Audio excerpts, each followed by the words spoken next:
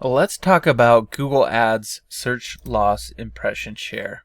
There's a couple of different types of search loss impression share metrics that we can take a look at here. First is going to be from budget, and then the other one is from rank. So I'll go through what those mean here in just a second. But first, I'm seeing this under campaigns. So if you go to campaigns here, click on campaigns, you'll be able to see these metrics at the campaign level. If you don't see these showing up in your account, you might have to modify your columns. So just click columns here, click modify, and then you can do a search for IS, which is impression share. And so you can see search loss impression share from budget and search loss impression share from rank. It's also search loss top impression share.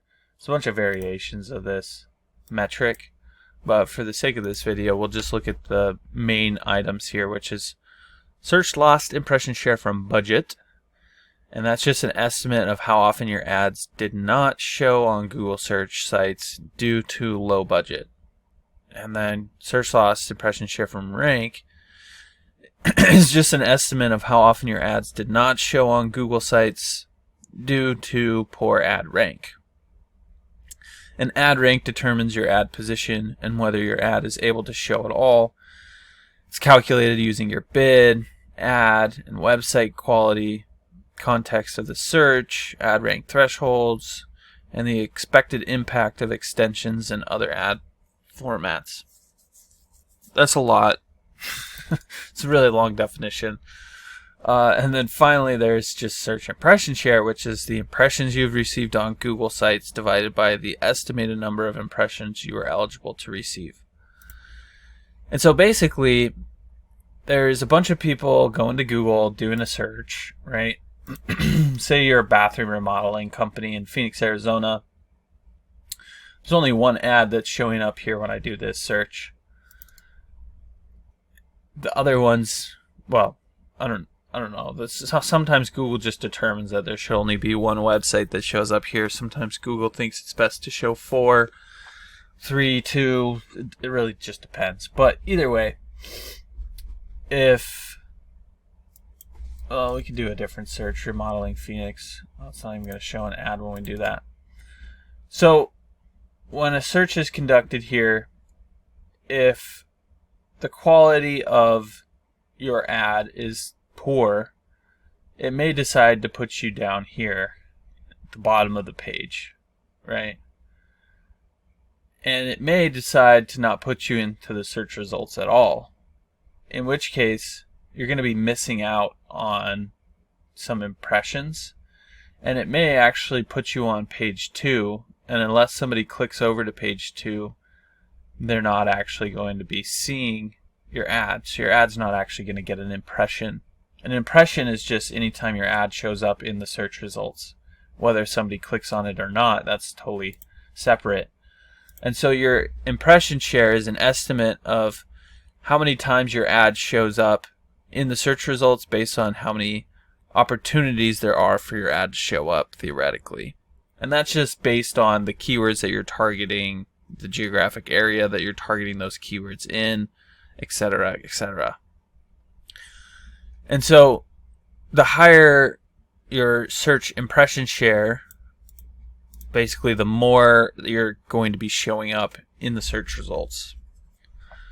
And so typically it's best if this is high, right, ultimately. However, we can determine why we're not showing up, a good percentage of the time. So 65% of the time this ad, our campaign, is not showing up in the search results. Well, part of that is because our budget is too low. So that's determined by the search loss impression share from budget. So the higher this number is, the more impressions we could get, which is basically just the more times our ad can show up in the search results based on the total number of available times that it could show up, right? And that's really helpful to know. Like, if you're trying to scale up a Google Ads campaign and you want it to be getting more and more leads and sales and everything, you first need to know, well, how much how much of the impression share are we taking up right now? And how much can we increase the budget to get more impressions and more clicks and conversions and everything? And then the other main factor is the quality of the ads. So the higher the quality of your ads, the better the user experience with your ads, the more you're going to be favored in the results. And so this ad right here is probably performing quite well, which is why it's being pushed up here to the very top of the search results, right? It's got this nice juicy high, value coupon kind of associated with it. There's some different things. They've got site link extensions, the landing page. I'm not going to click on the ad, but the landing page is probably performing quite well. And so that's allowing them to show up high in the search results, which is getting them more impressions. Oftentimes, if you just set up a very basic Google Ads campaign and you have like one campaign with one ad group and a whole bunch of keywords in there with one ad, and everything's just very generalized, and you send people to the homepage of your website, you're probably not going to get a very good performance. It's not going to provide that great of a user experience. So your ad rank is going to be low, which means you're going to have a really high search loss impression share from rank. Okay? And if it's set up really poorly, often you'll see that this says like greater than 95% or something like that. If you see that, that means the first thing you need to focus on is improving the performance of your ads.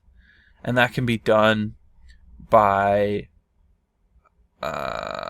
improving the ad itself, the website or the landing page that you're sending people to, the context of the search. So if somebody's searching for bathroom remodeling and yours just says, we do remodeling, but it doesn't mention anything about bathrooms, the context is not going to be that great. So it's really not going to perform as well as it could. Ad rank thresholds. So basically, if you don't meet a certain threshold, then your ad's not going to appear in the search results. And then there's extensions and other things that play into it. So like this one has site link extensions, which can improve the click-through rate, which can improve the ad rank, which can allow it to show up higher in the search results, right?